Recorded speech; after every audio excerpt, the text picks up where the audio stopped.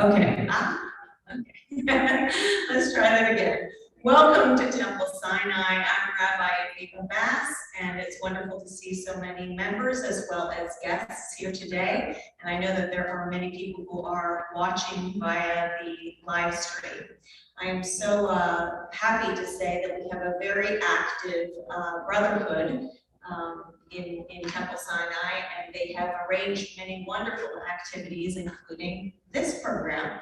So at this point, I'd like to invite up, Eric left the room. So I don't have the bio here of our speaker, Mike Saunders.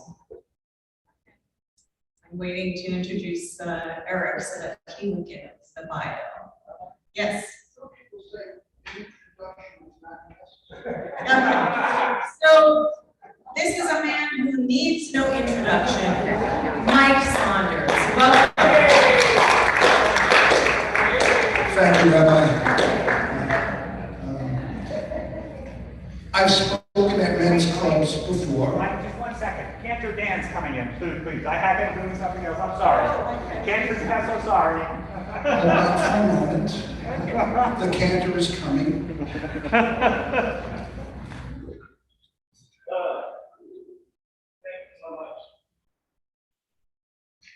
So I just was, we're dealing with live stream stuff, and thank you very much to Eric Adams. He deserves a big round of applause for all that he does. So luckily this will be recorded, so if people are having issues, they can take care of that, and they can watch it a little bit later. I just wanted to add my welcome to you and to all of you who decided to come today to hear what you have to say. And that's all I have to say. Thank you. Thank you, Cantor. Thank you, Rabbi. I've spoken at men's clubs before at various temples, and I often deliver my talk in Hebrew or Yiddish. But because this is a Reform temple, I'll deliver today in Latin. Yes. I'm only kidding. Shalom. About 8 years ago, my wife and I decided we were going to move to Florida. Wait, hold on, let me start again. About 8 years ago, my wife decided we were going to move to Florida. And we came down, and GL was promoting some of their Valencia properties. So my wife and I came down, and we went to the Valencia Reserve, and we drove up. And I saw a lot of old people playing pickleball and this and that, walking around with braces and stuff. My background is in physical therapy. So I said, this is not for me. Too many old people, too many alpacas. But since living in Florida, I feel like the guy who's sitting with a friend of his at the bar. He says, you see those two guys sitting over there? That's how I want to look in 20 years. My friend says, schmuck, that's a mirror. So I feel very comfortable in any property here in Florida. About a month ago, I received a call on my phone. I picked it up, and it said Eric Adams. So I said, wow, the mayor-elect of New York is asking me for some advice. They were asking for advice, other advice. But then I found out it wasn't that Eric Adams. It was the important Eric Adams. That's me. From this congregation. And he asked me, said, do you still giving talks? I said, yes. He said, would you like to give a talk in December?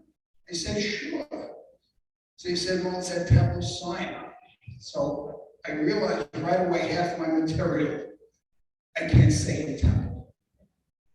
And then he said, and we're going to invite the kids from Hebrew schools. I said, that's the other half I can't say anymore. So it's been a pleasure meeting you. Enjoy your Sunday. I'm only kidding.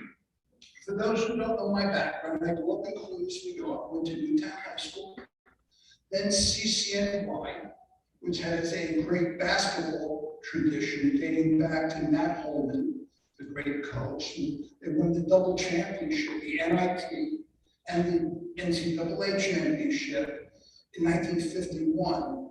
Back then, the NIT was the more prestigious of the tournaments. Also something I met Bob, and he brought up something that I'd like to mention also, is I'm an alumnus of Surprise Lake Camp, right? And I went there as a camper in 1964, and I worked there for my college years from 1971 through 75. And it was a great camp, and I'm putting together a book for my grandkids called Essentials. And it's important things that are culturally important to me. Top 100 songs, top 100 movies. The poem Gunga Din was always popular in my family. List of all the presidents and things like that. And I'm also writing defining moments in my life. And one of the defining moments is when I worked at Surprise Lake Camp.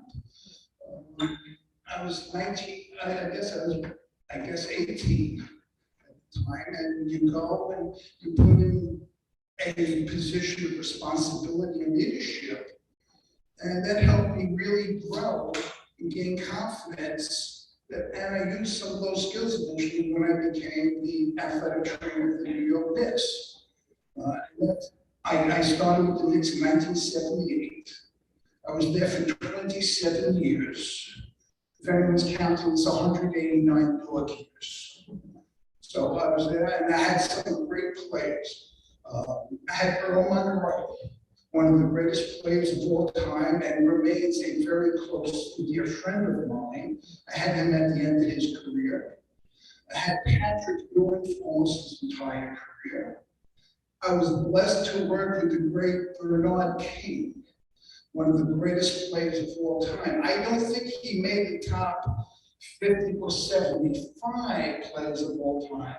In my book, he should be way up there, because he was really a great, great player. I worked with Alvin Houston, Charlie Ward. Last night they had the Heisman Trophy Award given out. Charlie was a Heisman Trophy winner in football. He was too small to be a quarterback in football, but not too small to be a player in the NBA, which seems ironic because you always associate basketball with height. But it's not how big you are in basketball, it's how big you play.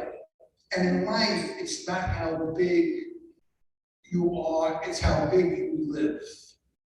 Marvin, for instance.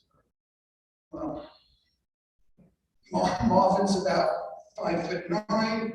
To me, he's a giant because he's always giving, he's always looking. Some people are always shopping. I have friends always shopping, always looking what they can get. Marvin's just the opposite. He's looking around, what can I give? How can I add to the situation? So I just want to acknowledge Marvin Ravikoff, who's a dear friend. In fact, when I moved down here to the Bridges, he was the first person I met in the sales office, wearing his suspenders. And the funny thing is, I still bought there. That's the amazing part. I'm looking at Kid Marvin. So I worked with some great players. I also had the opportunity, front row seat, to see some of the greatest basketball opponents of the Knicks. Seems to be a debate these days, who's the greatest player ever, LeBron James or Michael Jordan. Perhaps because I saw Michael's entire career, I choose Michael as the greatest player. Probably some younger people will say it's LeBron. They're both great. I don't think if you say one is number one and the other one is 1A, you're subtracting anything from that. They're both great players. I think LeBron has one flaw in his game, and that's he makes it look too easy.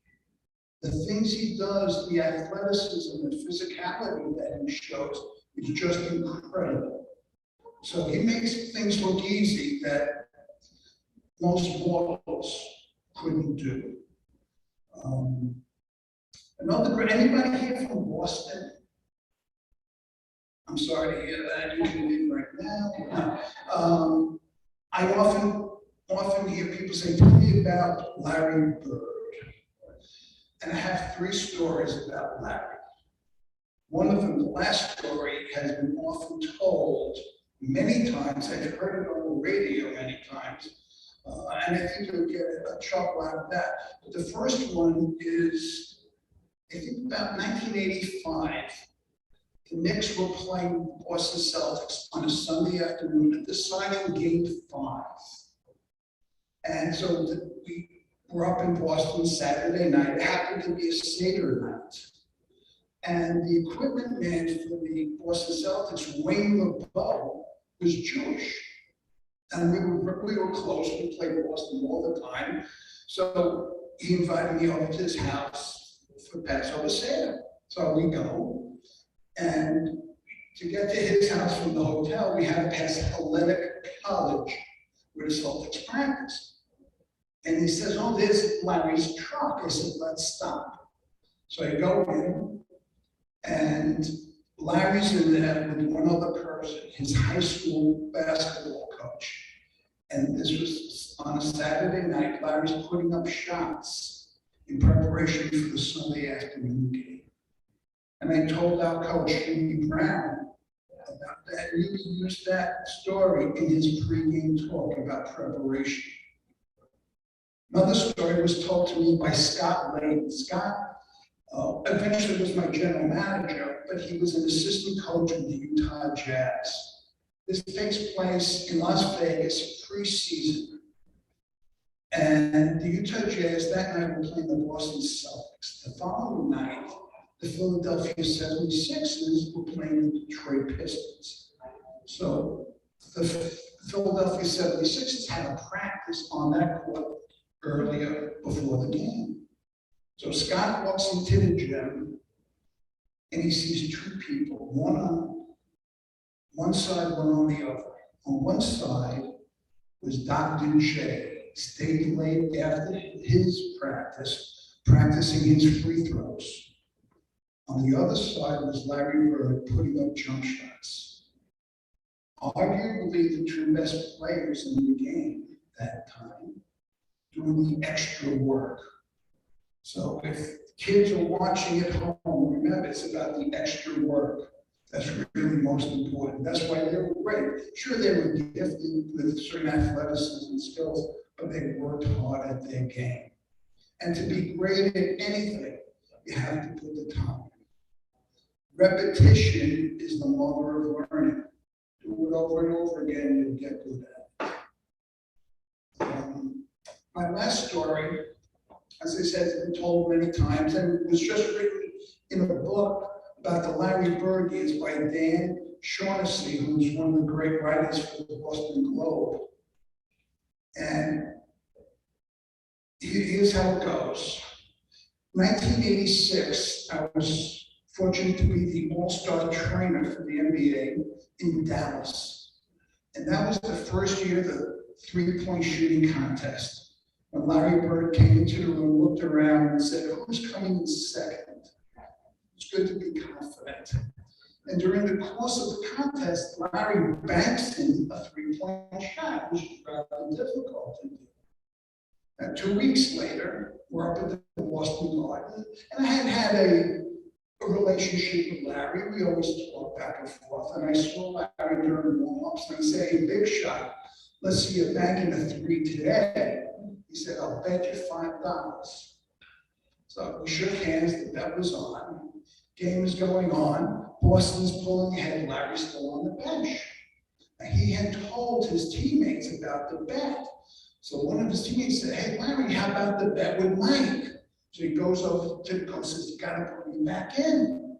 So Larry comes back in, and I can picture it like it was yesterday. He's dribbling. He looks down below his shoulder at me, steps behind the line, banks in a three-point shot. He's running back on defense going like this, $5. The whole Boston bench is up, $5. Now, I swear I paid him the $5 after the game. For 2 years, every time Larry saw me, it was, hey, Mike, did you ever give me that $5? He said, you cheap bastard, it's still in your wallet. Fast forward at least 10 years, I'm up in Springfield, Massachusetts for a Hall of Fame induction and walk into a giant ballroom and Larry's holding the court there. I walk in, Larry sees me, first out of his mouth, hey, Mike, did you ever give me the $5? That's a true story, but it's told very often, but I hope you got a chuckle out of it. But it's a good insight to who Larry is. Larry is a very confident player, a great trash talker, and certainly one of the greatest players ever in the NBA. I'd like to tell you a story about Larry Johnson. Are you familiar with Larry? We got Larry from the Charlotte Hornets.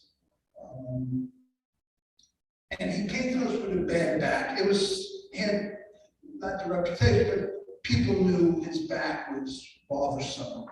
So we're in Charleston, South Carolina for preseason training. So the first night I go down and I give Larry a massage in his room. Well, afterwards he goes like this, handing me something. So what's that? This is for you. It's a $100 bill. Now understand, what's the difference between a canoe and an NBA player? Canoe's tip. So to get $100 from a player, I said, Larry, I can't do it. He says, no, this is for you. I said, Larry, this is what I do. I get paid to do this. I get paid well, and I enjoy what I do. He insisted I take. He said, do you have any kids? I said, well, I have a daughter. He says, college fund. So I took it. Now, one of my responsibilities for the Knicks was not just being the trainer, I was the traveling secretary. Do all the trip planning, the planes, the buses, everything, plus per diem, the meal money that you get on the road. So before a trip, I'd go on the bus, give everybody an envelope with cash for the trip. Larry very often wouldn't take it, college fund. So give it to my daughter. And so they developed a nice relationship. When my daughter was to be bat mitzvah, Larry was invited. The only player invited was Larry. He couldn't make it. He was doing something else on the West Coast, but he sent his driver, Carlos, with a mask of Larry. And Larry gave a $2,000 gift certificate to Nordstrom's for my daughter. Now, if you know my daughter, it still costs us plenty. My daughter can outspend an unlimited budget. So, but that's Larry. That's the generosity of Larry Johnson. And you see these guys that are big and strong, but sometimes you don't know who they really are as a person. That was Larry. Now, you may know Larry from his Converse commercials when he was dressed like an old lady called Grandmama playing basketball. But the backstory is more interesting. Larry was coming out of college, he played at UNLV, championship at UNLV, and all the sneaker companies wanted him. Now, Converse at the time was a major player in the sneaker industry. So they go to Larry and say, Larry, we have a big ad campaign to promote you and Converse. This is how it goes. You're in Frankenstein's laboratory, and there are two mad scientists working to create a perfect basketball body. One of the mad scientists is Magic Johnson, who was a Converse representative, and the other was Larry Bird. So they're working on this body, and Larry turns to Magic, says, I want him named after me, Larry. Magic says, I want him named after me, Johnson. So it's perfect, Larry Johnson. It couldn't be better. So Larry's all excited. He signs with Converse, right? About a month later, they come back and say, Larry, we scrapped that idea. We're going to dress you up like a grandmother with a dress and a schmuck on the head, and we're going to call it Grandmama. So there's quite a come down. from being this perfect specimen to a grandmother playing basketball, but that was a very good ad campaign as well. So that's just the backstory. Referees were an important part of the NBA family. And here's a story about a referee, Tommy Nunez. Now, Tommy was a good friend of mine. We had a mutual friend who played in Latin bands. He was a percussionist in a lot of Latin bands. And Tommy loved that music. That's why I'd been to baseball games with Tommy and all, so we knew each other. So Jeff Androni was our coach at the time. So Jeff keeps yelling, illegal defense, illegal defense. Tommy yells to Jeff, nothing's illegal. Keeps going on. Illegal defense and nothing's illegal. It keeps going on after possession after possession. And it's kind of interfering with play, with the game. So finally, Jeff yells, illegal defense. Tommy says, nothing's illegal. I say, Tommy, you're illegal. Let me see your green card. Now, today that may be offensive, but Tommy knew I was kidding. He laughed. Everybody laughed. Cut the tension between the two, and the game was able to proceed as it should have. So that's just a little story. Now, some writers used to sit right by the bench, no more, because those seats you can sell for $1,000, $2,000 or more. So they don't let the writers sit there anymore. But they always got a kick out of the repartee between the bench and players and other things. I'd love to take any questions from you as well. And you have any questions about? Yes, sir. Didn't like him. The question was, what about the bad boys in Detroit? Now, the trainer, Mike Abdenauer, and I are very close. I love Mike. They had some very good coaches. Chuck Daly was a great coach, coached our dream team. But I thought they were dirty. I love hard play. The Knicks were notorious for that. But I thought they were a bit dirty. Isaiah Thomas, Bill Lambier, and the rest, I think they were kind of dirty. A little more like football than basketball. But they won championships. Sometimes, I guess the ends justify the means when it comes to winning sports championships, but did not care for that. And also, just so you know, the two Reds, great coaches back in the day were Red Holtzman for the Knicks and Red Auerbach for the Celtics. And Red Holtzman did not care for Red Auerbach. Now, Red Auerbach with the Celtics won so many championships, but if the team was leading and it looked like, a sure win, he light up a cigar on the bench. And that was not Red Holtzman's, MO. He lit up a cigar afterwards, he would smoke a cigar afterwards and have his little doers, but he never would do that to display any superiority to the other team. So they didn't really get along. Both Jewish guys, But Red Holtzman did not care for it at all. A lot of people didn't like that act of Red's, but it was successful. Yes, sir? Two questions. First one is about what was it like in Game 6 in 1994 against the Rockets, or Game 7, when John Starks was going 2 for 18? You had to bring that up, didn't you? What was it like on the bench when that's happening? Yeah, well, I was going to say, in terms of my introduction, I was there for 27 years. We went to the finals twice, in 1994 and 1999. In 94, we lost in 7 games to the Houston Rockets. John Starks, who was an all-star and a terrific player, had a bad shooting night.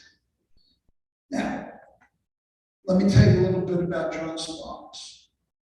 if I mention John Starks to a Knicks fan, they say, oh, the dunk, the great dunk over Chicago. That wasn't the dunk of his career. The dunk of his career happened during training camp. And we were ready to go on a trip, road trip, preseason, and we're ready to cut John Starks. He was ready to be cut from the roster. So, but John goes up and tries to dunk on Patrick Ewing, and you just don't dunk on Patrick Ewing.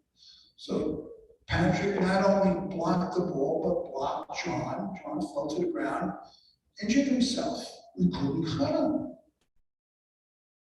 And he rehabbed and this and that and practiced and made the team.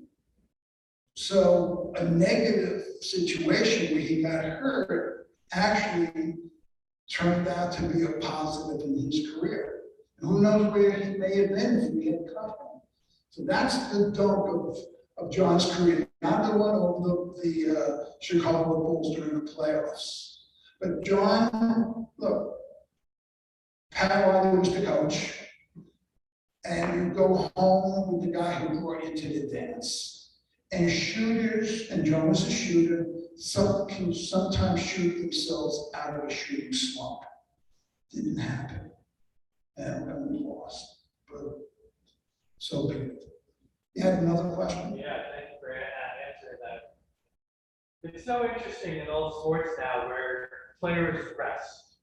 Basketball players rest during the season. They don't play every game. I know in the 60s, Will Chamberlain played every minute of every game. So, like, how does that happen that training methods are better now than they ever were? Back then, you didn't have the kind of research you might have now to take care of players. Players played more games, more minutes. How does that happen? I'm so curious. Well, it's a very complex question. Has many layers to it, and I'll try to address some of them. Well, the game is 48 minutes long. Will average in 1 year more than 48 minutes because he played every minute of overtime. So that's one thing. When I started, I was the medical staff. We had a team doctor, Dr. Roman Scott, who was the greatest, not just person, but doctor. And it was me. I didn't even have an equipment man. And I was a drilling secretary. So, you know, the old textbooks for athletic trainers always started with a trainer must wear many hats. And I had to. So you did the best you could with prevention of injury, treatment of injury, and rehabilitation.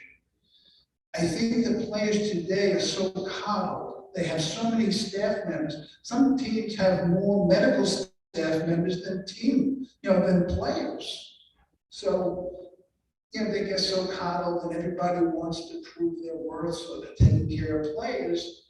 And so the player comfort zone has narrowed so much that if they're not totally prepared for the game, mentally, physically, emotionally, whatever, they don't play.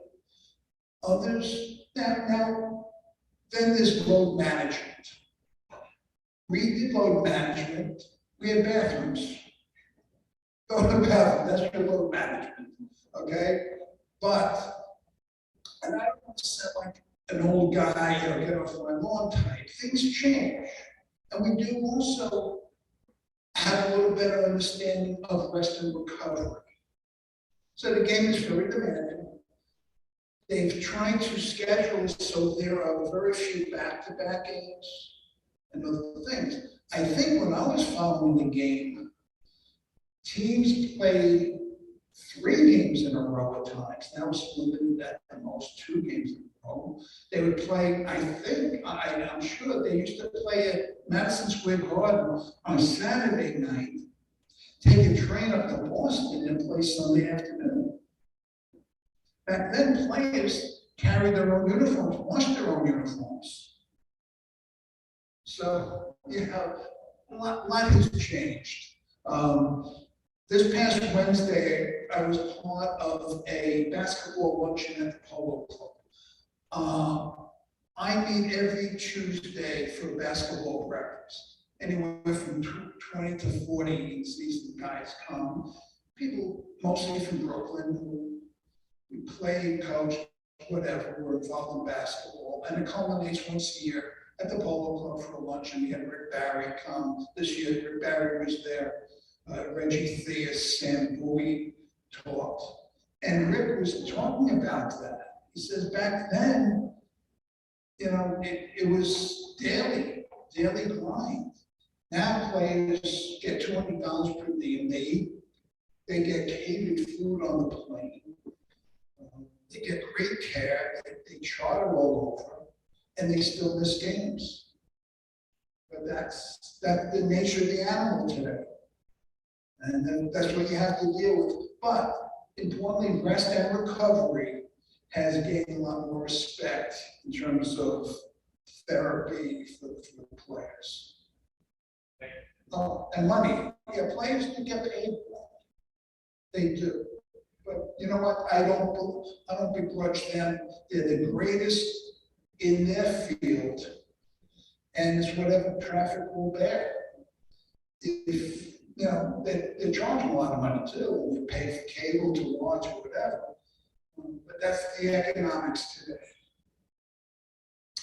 Anybody? Yes, young lady. There are players today. I don't know whether. I don't know how.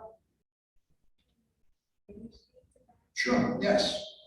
I can speak to that in African, in fact.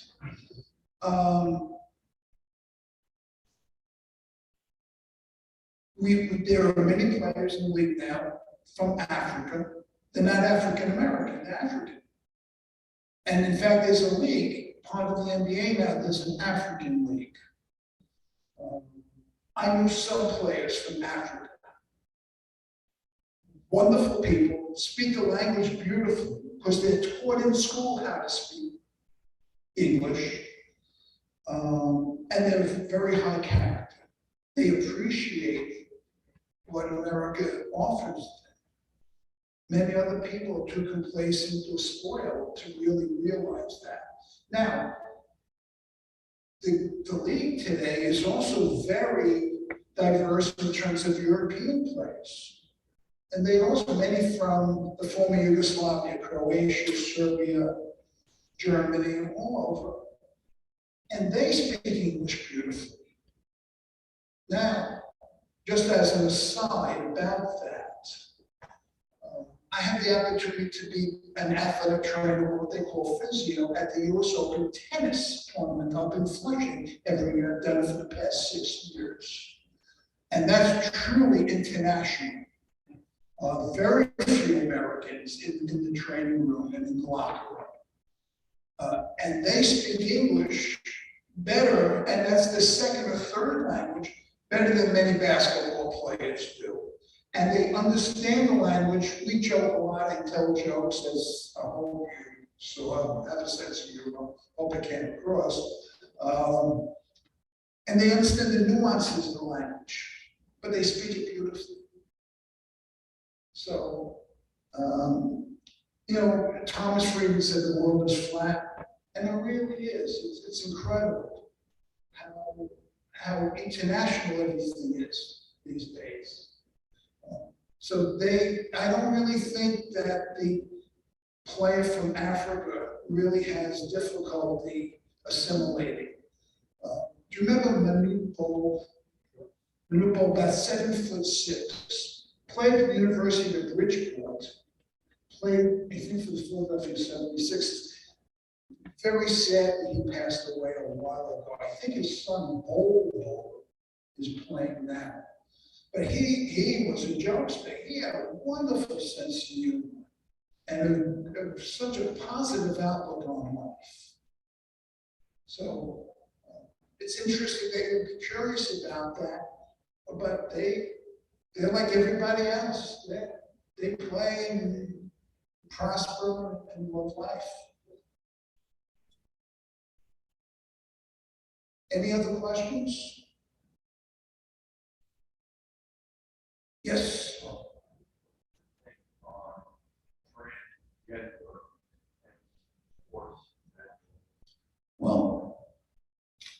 Yeah, it's again a multi-layered question. I have nothing against transgender people, but and I think in French it's vive la différence. There is a difference between men and women in terms of athletic ability. It's just how it is. And it's shown, and then women can't compete with men in most sports. They just can't. From what I understand, Serena Williams, who is in my opinion, the greatest woman tennis player, and she's a great athlete, she can't beat the number 500 right now. We're just more powerful. That's, we're still part of the animal kingdom. That's what it is. So when a person goes from male to female, that person still has tremendous advantages. And right now, there's a transgender female swimmer who's swimming against other females, breaking all sorts of records. So it does show that there are those differences. So I think it puts politically a lot of the feminists in a quandary. They want to promote and accept transgender people, yet they're breaking all the records of the women who they want to promote. So it's a difficult situation. I certainly don't have the answer to it. A lot of people brighter than me are debating that question. But in today's day, those are the questions that people follow, that they have to address. It'll probably come up in the Olympics. So, that's it. Yeah. Different question. The connection that you made with this pre-thought like that, what was the connection, what person you did or how did you develop it? Okay, so what was the origin of my getting the job? You're saying to yourself, why did the Knicks hire this schmuck to be the trainer, right? That's what's going on in your head. I know that. As I said, I went to City College, CCNY, and then to NYU Physical Therapy School. There was another gentleman, Tony Sarandini, who went to Brooklyn College and Columbia University. We both had the same mentors. There was Bill Chisholm at Brooklyn College, and one of his students was Joe Rosenstein, who came to City College, and I volunteered with him. So we came from the same family tree. Tony was working at Lenox Hill Hospital in the Sports Medicine Institute, the Dr. Nicholas, James Nicholas Institute. This was 1977.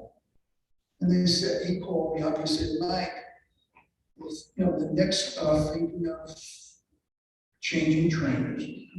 Are you interested? And I said, no. I was working at John Jay College. In 1970, I was 25 years old. I was single. I had a studio apartment in Manhattan on the Upper East Side. I didn't need that pressure. Danny Whalen, who everybody knew, he was 60 at the time. I'm 25. 60, when you're 25, 60 is old. Now, we call them kids down here. But so I said, I'm not really interested. About 2 weeks later, he said, I'm setting up an appointment with you and George Veris. George was Dr. Nicholas's nephew who ran the institute. So I had a meeting with him. I don't know if it was an interview or not, but I'm talking to him like I'm talking to you. I didn't want this job, so I'm relaxed. And when you're relaxed, you give a better presentation. So met with him, met with other people, met with the general manager, Eddie Donovan, and met with the coach, Bruce Reed. And I wasn't really looking for the job.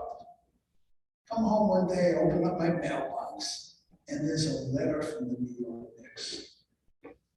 And the envelope was just gorgeous. I had never seen anything like it, multicolored with a brown basketball, and New York in blue, and the Knicks in orange. was so impressed, I said, I want to work for that team, right? I opened up the letter, on beautiful letterhead. It's kind of a rejection letter. Ironically, as well, we're not looking to make any changes right now, but thank you, for your interest. But the interviews kept going and going and going. And I was working in soccer. I had worked with the New York Cosmos on a postseason tour with Pelé at the end of 1975. And I was working with the U.S. national soccer team, and we were down in Puerto Rico. And I got a call from Eddie Donovan saying the next, when we come back to New York, come in. So I figured that's probably good news. I met with him, and it was never like congratulations, because, well, you better start preparing for next year and stuff. So that's why I got the job. Very fortunate. Yes, sir. It's clearly a follow-up to this question. What does the trainer Well, by definition, okay. Now today, when you talk about trainers, it's usually a personal trainer. Someone who works perhaps one-on-one to get that person fitter, better shape. I'm an athletic trainer, certified athletic trainer. And by definition, it's the prevention of injury, treatment of injury, and rehabilitation of those injuries. So I am the medical staff, and I work closely with the team doctor. Set routines for them, how to prevent injury, how to get shape. I'm sitting on the bench, I'm right next to the coach. If a player gets hurt, I go on there, I do a quick evaluation, and whatever treatment is necessary, I do that to either keep them in the game or to make sure the injury doesn't get worse, and get them back as soon as possible and get them as healthy as possible, as quickly. So that's what a trainer does. They, again, they're in the hot seat. A lot of people go, man, I wish I had that seat. That's the hot seat. But now also, you bring that up about sitting. So you're sitting, right? You're sitting behind me. And everyone sits, I had a seat right behind the bench. They could have been up in the blue seat. I sat right behind the bench. And they always turn Red Holt, do this, do that. And Red would always turn and say, you want to coach the team? Make sure you wear your dark brown pants. That was the advice he gave, because it's a big difference yelling from the stands and then sitting there. Yes. What was it? Time,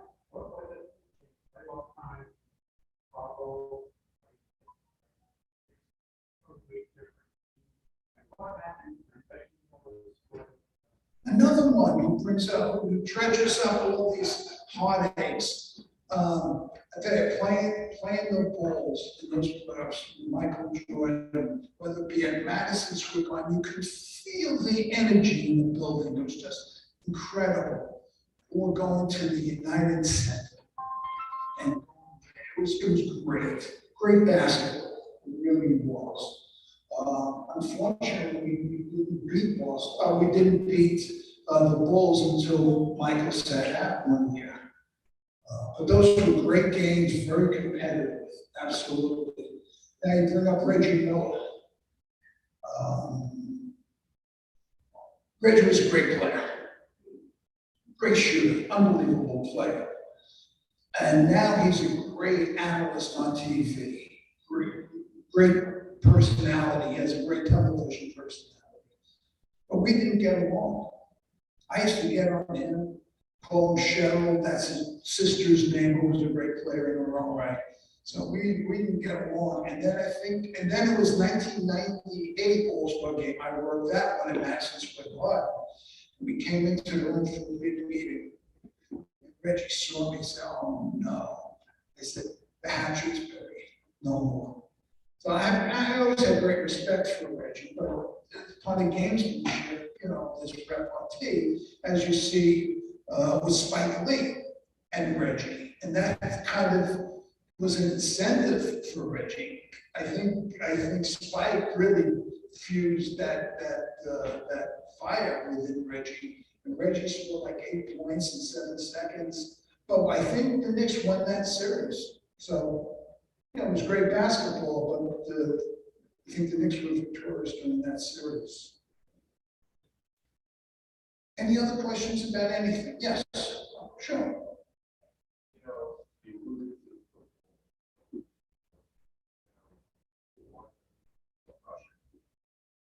I didn't, I read the book. Yeah. obviously playing.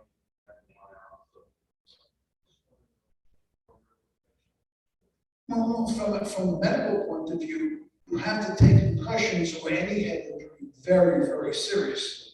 Now, I think you're talking from experience. I'm teasing you. I'm teasing you. Kids going through high school, so would you let your son play football? Well, I remember as a kid, as that son, and my high school didn't have a football team. But we had neighborhood football team with very bad helmets, substandard equipment, and we would play sometimes other neighborhoods. And boy, after that game, I felt like I got hit by a truck. And my father said, "Oh no, I wouldn't let you play football." I thought he was nuts. But as a parent, I would not have let my son play football. Now, he played a lot of sports. He never was interested in playing football. And our local high school, Rockland County, had a very good football team, state champions at times. But he had no interest in football, and I was very happy about that. But no, I think up to a certain age, football should be flag football. No contact, no tackling, where to tackle the person, you grab a flag that's hanging down. But yeah, head injuries are very serious. And friends of mine, retired trainers, are spotters at the Dolphins game. They sit up in the stands and they look, and if they see a play where somebody could possibly have sustained a head injury, they notify people on the ground, and they're taken out and examined. And it happens not just in football. Football's a collision sport. Basketball's a contact sport. Football's a collision sport. It's like a mash unit. I mean, I don't know how they play week to week. It's incredible. Yes.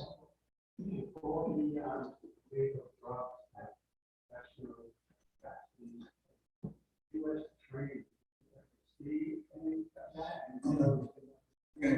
The question is about illegal drugs, and I think you're specifically talking about performance enhancing drugs, steroids. It was very common in baseball, more common than people thought.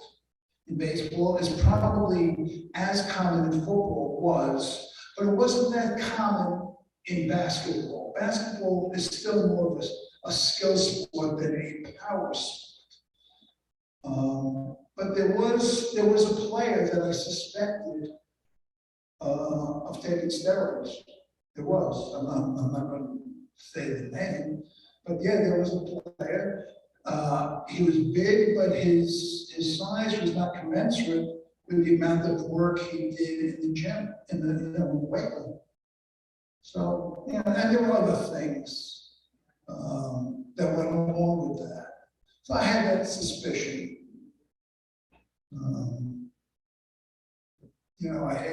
I think all the pro sports teams are trying to do their best to eliminate that, even the playing field.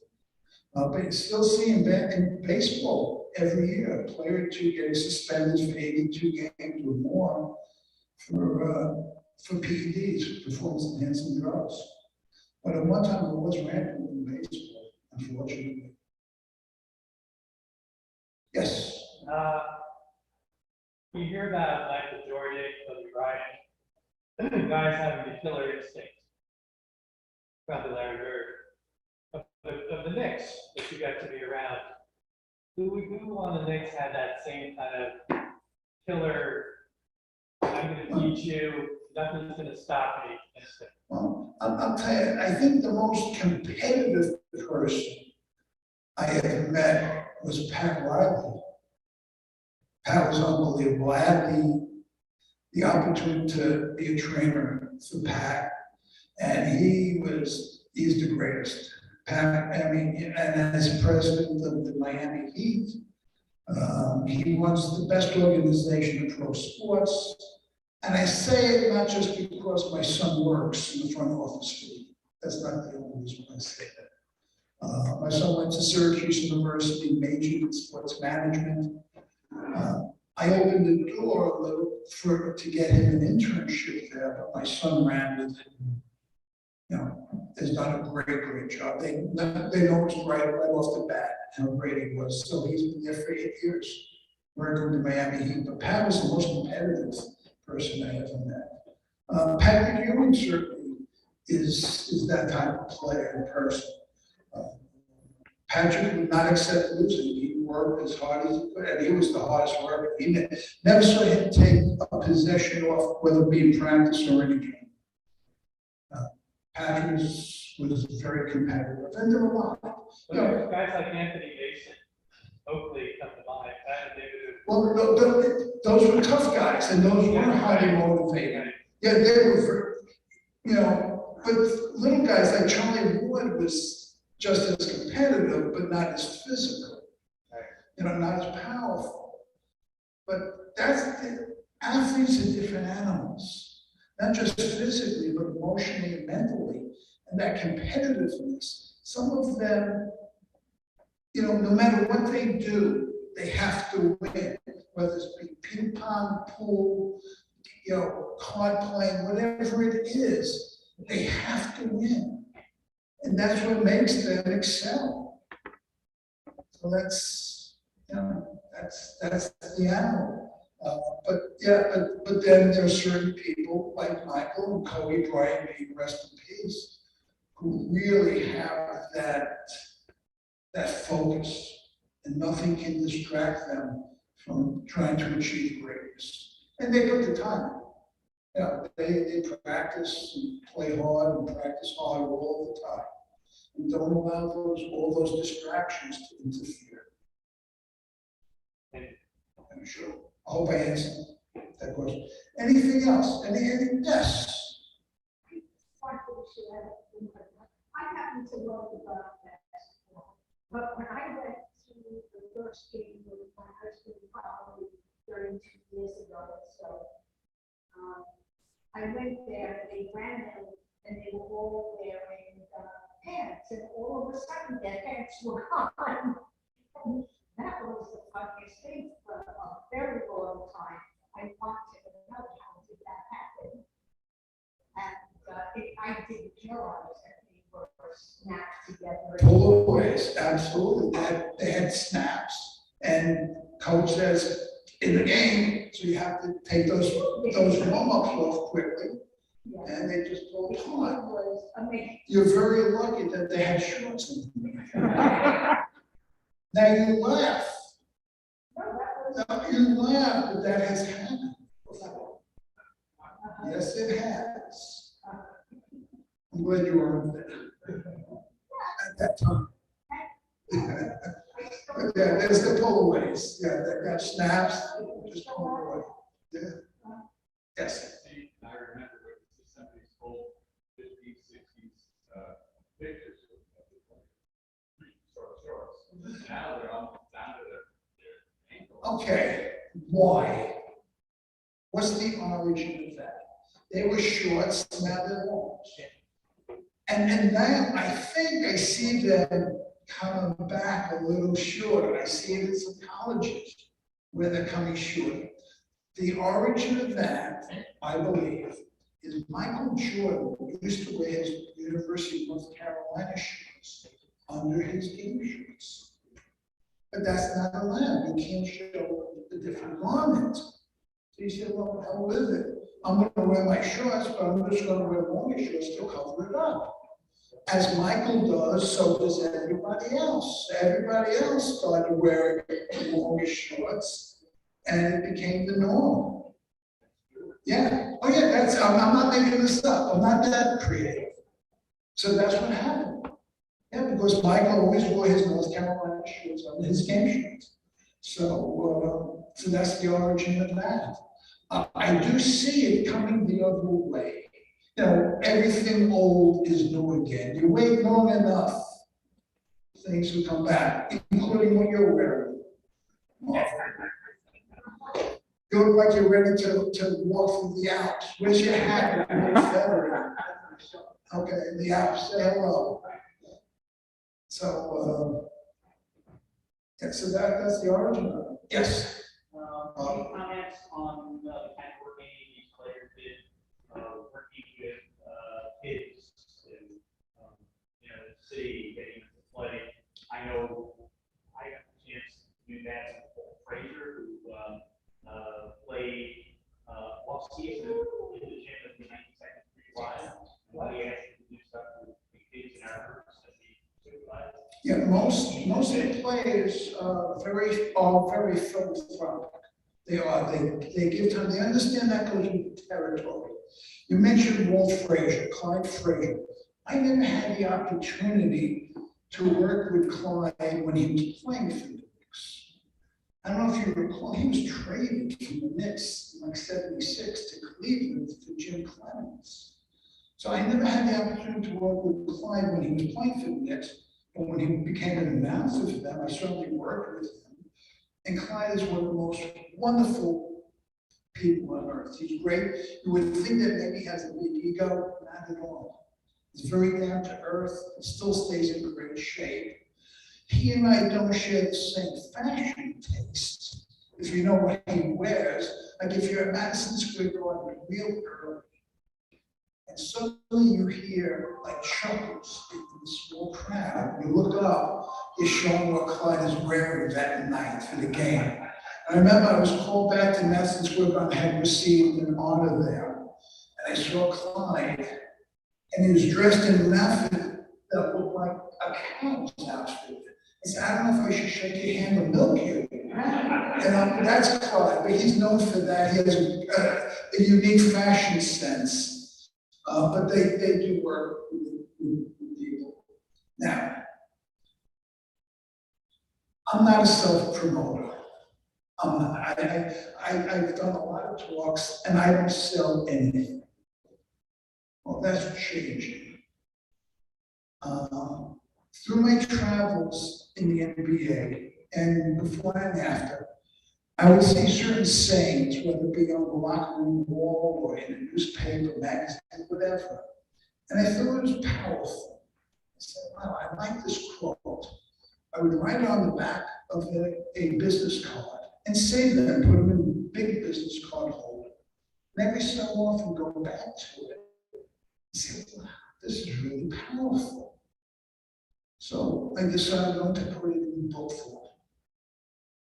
So that's what I've done. This is a copy of the cover. It's a smaller book. In fact, I took this as a sample, and this one's ready to be published. It's this size. It's like a handbook.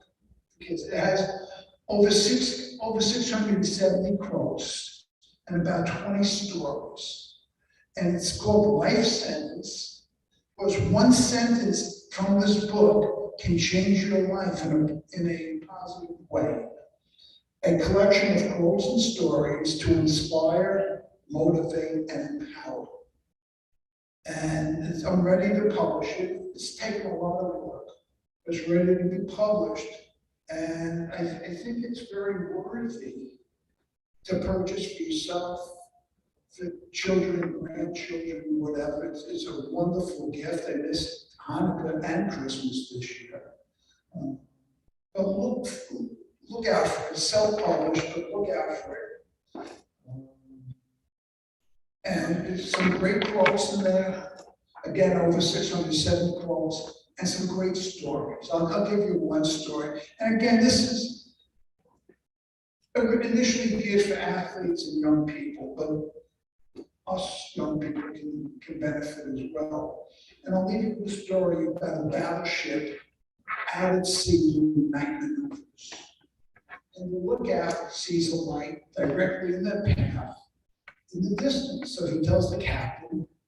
The captain says, signal them to change their course 20 degrees south. That comes a message. You change your course 20 degrees south. Captain's get no return. He says, you signal them that I'm a captain. They better change their course 20 degrees south. That comes a message. I'm a seaman second class in naval rank. You change your course 20 degrees south. Now the captain's fuming. He says, you tell them we're a battleship. They better change their course 20 degrees south. That comes a message. I'm a lighthouse. You change your course 20 degrees south.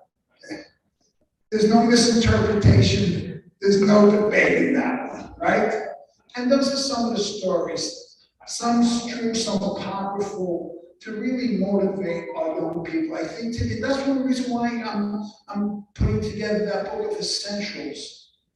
I think a large part of our younger population is not getting exposed to those things.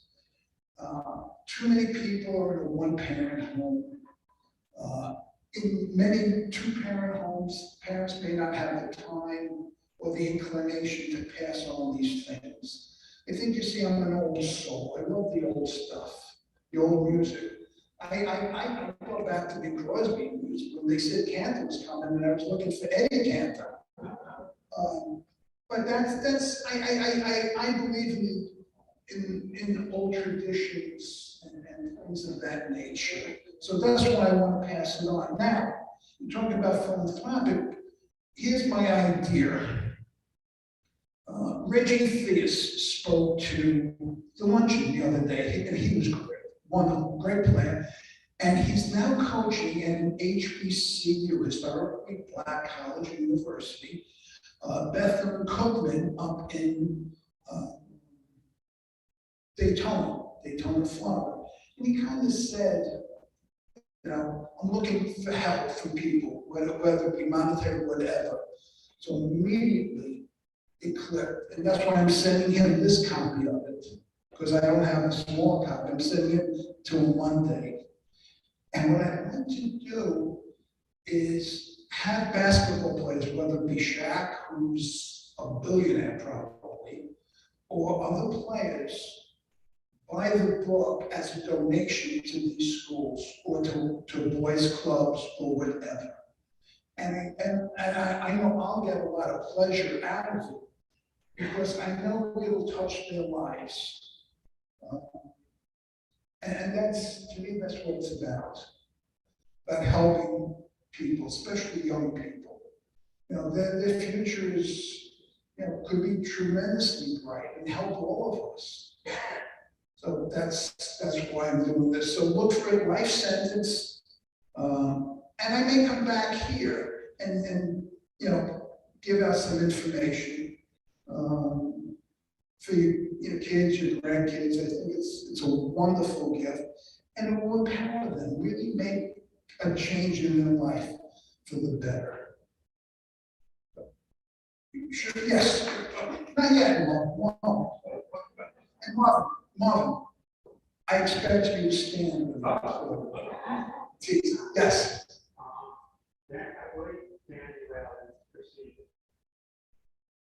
Yes. And he had ways come up and he would say, well, Danny did it this way, I want you to do it this way. Yeah, well, Danny was great. Danny was the only trainer people knew in New York. You didn't know the trainer for the Mets or for the Yankees or for the Rangers. Danny was the guy. He's most exposed. He's sitting right on the bench. And Danny was quite a character. And I'm not sure if you know this. Danny won a championship in another sport. And it's a dagger in my heart as a Yankee fan. He was with the 1960 Pittsburgh Pirates and Bill Mazeroski. So he was with that team and eventually left and then joined the Knicks. He was only there for, I think, 12 years. I was there for 27. People think Danny was there forever. He was there for the glory years. He won 2 championships. What were the years of the Knicks championships?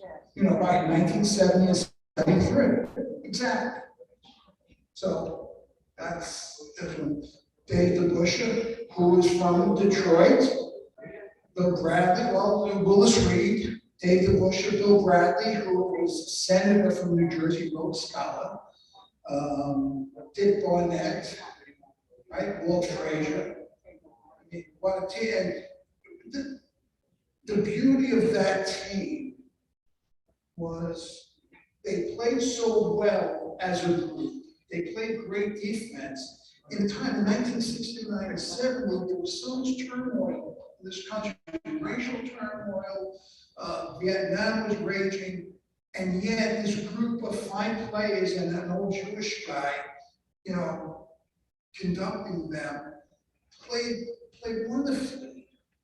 So not just they're a great team, but in the context of what was going on in the world is really exceptional.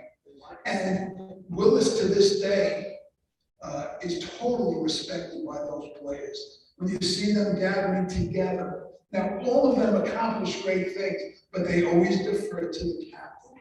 And it's great to see. I wish I was part of the championship team.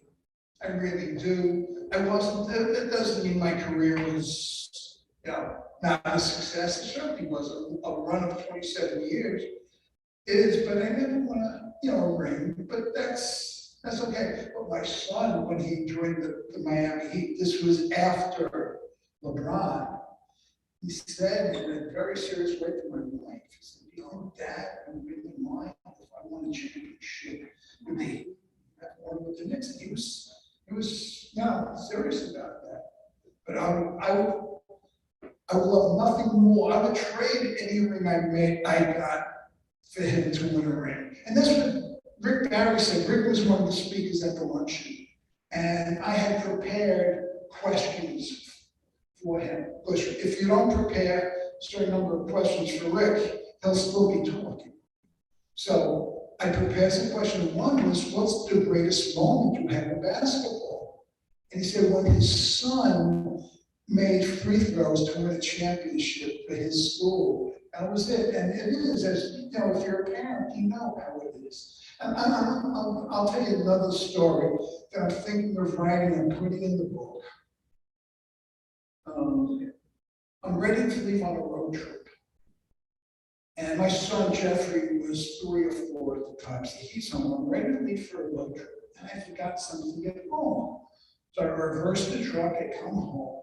I come into the house, and I catch my son in perhaps an embarrassing situation. It's like getting your hand caught in a cookie jar. There's that look on his face. I said, Jeffrey, what's the matter? And he was reluctant to tell me.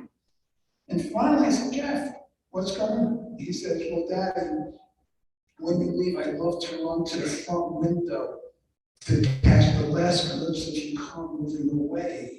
Just to get that last glimpse because I'm going on a road trip. And it hit me like a shot in the stomach. You know, sometimes you don't realize the impact of your life, you know, on others. You forget that when you're away, there's a void, a vacuum. As my son expressed that. So I think I'll put that into the book as well. It sounds like your son from the 2 stories that you said is very common. Oh, my son's wonderful. When I grow up, I want to be just like him. Yeah. Trying to Yeah. No. Yeah. No. My son is one. He's good looking. Looks like his wife. A lot like my wife. Now he's good looking, tall, fit. Marvin knows him. So my son is great. I mean, they love him at the Heat.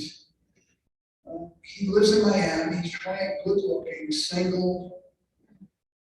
You know, as I say, when I grow up, that's the life I want. But now he's wonderful, not good, you know. And my daughter is wonderful as well. I have a 35-year-old daughter, 2 grandchildren. They're coming down next Friday. All right. Thank you, Mr. President.